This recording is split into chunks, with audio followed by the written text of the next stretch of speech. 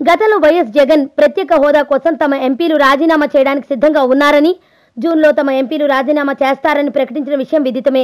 Budget సమావేశాల్లో కేంద్రాన్ని ప్రత్యేక హోదాపై నిలదీసి కేంద్రం నుంచి స్పష్టమైన హామీని రాబడతామని, అలా రాబట్టలేని పక్షంలో ఎంపీలు తమ పదవులకు రాజీనామా చేసి ప్రజల్లోకి వెళతారని వైఎస్ జగన్ తెగేసి చెప్పారు.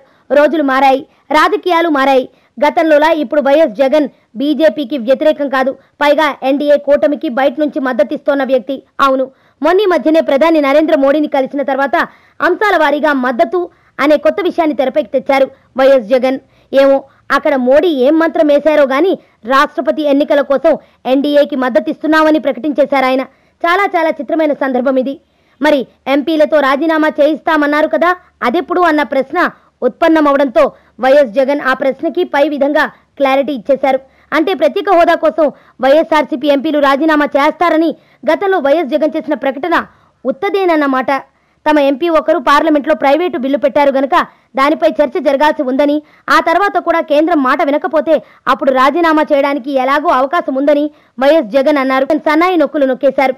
నిన్న మొన్నటి దాకా చంద్రబాబు గురించే మాట్లాడుకున్నాం. మాట తప్పడం, మడమ తిప్పడం గురించి. ఇకపై వైఎస్ జగన్ గురించి అలాగే చెప్పుకోవాలేమో.